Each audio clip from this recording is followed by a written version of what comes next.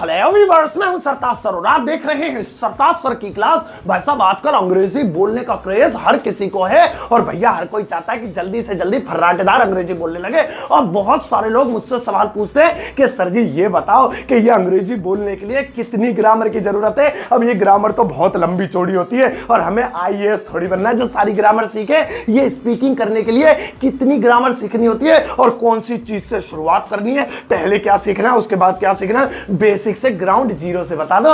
तो भैया don't worry, देखो मैं आ तो गया हूं, क्यों रो रहे हो तुम, चुप हो जाओ। आज मैं आपको बताऊंगा कि इंग्लिश स्पीकिंग अगर आप कम टाइम में करना चाहते हैं तो ग्रामर की बस कौन कौन सी बेसिक चीजें आपको जो है लाइफ में जरूरत पड़ेगी, उन चीजों के बारे में मैं आपको बताऊंगा। और इसके अलावा आपको कुछ नहीं सीखना है। और भैया ऐसे जहरीली 5 ट्रिक सीखने के लिए इस वीडियो को अंत तक जरूर देखिएगा। वीडियो देखने के बाद चैनल को सब्सक्राइब कर दीजिए, सब्सक्रिप्शन बटन को और एक बेल आइकन को उसको दबा दीजिए ताकि रोजाना वाली वीडियोस के नोटिफिकेशंस आपको बिल्कुल टाइम पर मिल जाए।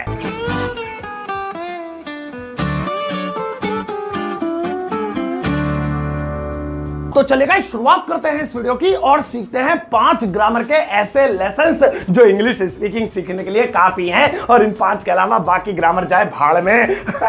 और भैया पहली वाली टिप देखो। और भैया पहली टिप है कि आप इंग्लिश स्पीकिंग की शुरुआत करें टेंस से। अब भैया अगर आपको अपना नाम इंग्लिश में लिखने के अलावा कुछ भी नहीं आता है, ना इंग्लिश में सेंटेंस बना सकते हो, कुछ नहीं आता है, ABCD आती है, तो भैया स्टार्टिंग ग्राउंड जीरो से जो होती है वो टेंस से ही होती है। और टेंस को रूट ऑफ द इंग्लिश कहा जाता है, यानी इंग्लिश की जड़ कहा जाता है। भैया इंग्लिश स्पीकिंग सीखने के लिए टेंस आना बेहद जरूरी है। और टेंस होते हैं 12 तरह के। इसमें से सबसे पहले कौन सा टेंस सीखे, ये भी बड़ी टेंशन है। एक तो तुम्हें 4 चीज बताओ, फिर उसमें से भी तुम पूछोगे इसमें से ये वाला कौन सा पहले करें, वो भी बता देता हूं। अब अक्सर टीचर्स क्या करते हैं कि 12 टेंसेस में से स्टूडेंट्स को पहले इंडेफिनिट टेंस कराते हैं, क्योंकि भैया पहला टेंस प्रेजेंट इंडेफिनिट तो है, लेकिन भैया ये थोड़ा सा मेरे हिसाब से गलत तरीका है। क्योंकि इंडेफिनिट टेंस पहला टेंस तो है, लेकिन वो ससुरा 12 टेंस में से सबसे मुश्किल टेंस भी तो है। सबसे मुश्किल ही पहले हो जाएगा तो समझ में कैसा आएगा।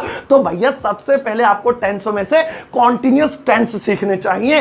प्रेजेंट कंटिन्यूअस रहा है रही है वाला, पास्ट कंटिन्यूअस रहा रही थी वाला, और फ्यूचर कंटिन्यूअस रहा होगा रही होगी वाला। इस पे खूब रट्टा मार लो, सेंटेंस 3-4 हजार बना लो, इतने पेपर इकट्ठे कर लो घर में कि मम्मी पापा भी कह रहे ससुरे तूने तो पूरा गोदाम बना दिया। तो याद रखना टेंस से शुरुआत करो। इवन खुद भी मेरी वीडियो बनी हुई है, उन्हें देखकर टेंस पढ़ सकते हो, नहीं तो अपने आसपास कोई अच्छे से टीचर से पढ़ लेना। भैया आप टेंस से शुरुआत करने के बाद 3 टेंस पहले सीखो कॉन्टिन्यूअस, उसके बाद सीखो इंडेफिनिट, फिर परफेक्ट और परफेक्ट कॉन्टिन्यूअस, फिर सीख लेना भैया पहला कौन सा दूसरा कौन सा, बात की बात शुरुआत कॉन्टिन्यूअस से। अब जब टेंस सीख लोगे तो उसके बाद क्या करना है तो वो अगली स्लाइड में देखो। और भैया एक बार जब आपने टेंस अच्छे से सीख लिए, सेंटेंसेस वगैरह बनाने लगे, उसके बाद दूसरा लेसन आता है मॉडल्स का। अब मॉडल देख के खुश मत हो, हाय हाय चलने को मिलेगा, कैट वॉक करेंगे मेरे आगे पीछे में, इतना बड़ा अंग्रेज हो रहा हूं। मॉडल्स होते हैं, अंग्रेजी के मॉडल्स होते हैं भैया। यहां पर आप लिस्ट देख रहे होंगे, can, may, should, would, could, इतने इजी होते हैं ना, टेंस से भी बहुत ज्यादा इजी होते हैं। और जो एक बार टेंस सीख ले उन्हें तो भैया ये हलवा लगता है। बूंदी वाला कौन सा हलवा होता है, सूजी वाला होता है, बूंदी वाला कहां से होता है भैया, इतने आसान लगते हैं ये। अब 15 दिन कम से कम आप लेना टेंस से सीखने के लिए। 12 टेंस होते हैं, फिर भी मैंने 3 दिन एक्स्ट्रा दे दिए।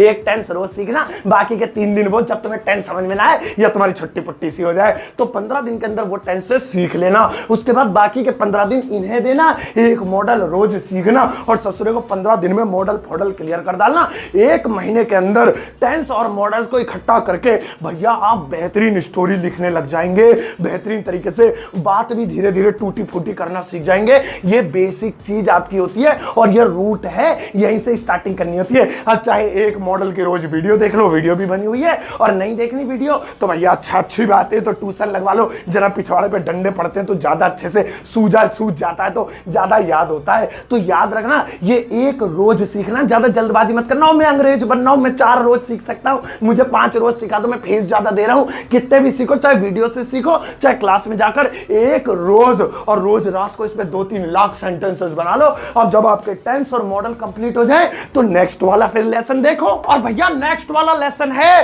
Parts of speech. अब पार्ट्स ऑफ स्पीच टोटल 7 तरीके की होती है, noun, pronoun, verb, adverb, adjective, conjunction, injection, preposition, क्या है प्रीपोजिशन, इंटरजेक्शन, ऐसे कुछ लिखा हुआ तो है। तो भैया इन्हें एक एक करके क्लियर करो। पहले नाउन सीखो, प्रोनाउन सीखो, और इसमें प्रीपोजिशन और एडजेक्टिव, ये 2 पॉइंट तो बहुत काम आते हैं इंग्लिश स्पीकिंग में। और ये पूरा पार्ट्स ऑफ स्पीच सीखने के लिए आपको कम से कम 1 महीना चाहिए। 1 महीने के अंदर इतना घिस लो इसे अच्छी तरीके से कि इतना तो विम पॉटर से भैया शर्ट को भी ना घिसता हो कोई।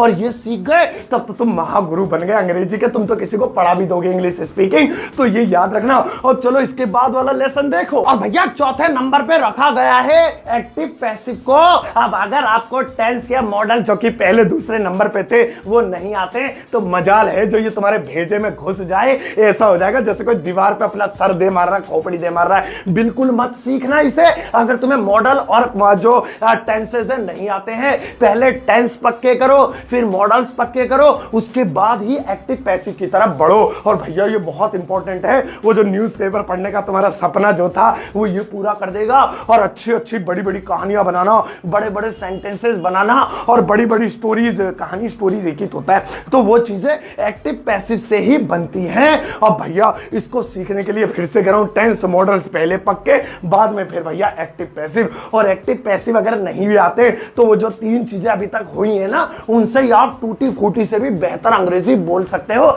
लेकिन फर्राटेदार के लिए ये भी जरूरी है। और जैसे ये 4 चीजें हो जाए, अब भैया लास्ट वाली चीज भी देख लो। और भैया लास्ट लेसन है वोकैबुलरी। अब ये वोकैबुलरी जो होती है ना, इसे देखने में तो नाम किसी बीमारी जैसा लग रहा है। इसे कहते हैं वर्ड मीनिंग। वो जो याद करते हो ना तुम, गो माने जाना, कम माने आना, बीट माने पीटना, बीट माने कबूतर की बीट भी होती है वैसे। तो भैया ये वोकैबुलरी, अपनी वोकैब पावर, वोकैबुलरी अच्छी करो, स्ट्रॉन्ग करो। रोज 10 वर्ड्स याद करो, उनकी हिंदी या जो भी आपकी भाषा है, संस्कृत है, मराठी है, गुजराती है, उर्दू है, भैया इंग्लिश से उस भाषा में ट्रांसलेट करके उसे याद करो। और ना सिर्फ याद करो, उसके ऊपर 2-3 लाख सेंटेंस, 2-3 लाख ज्यादा हो रहे हैं, मतलब 100-200 सेंटेंसेस बना लो और उसे अपनी डेली लाइफ में भी यूज करो।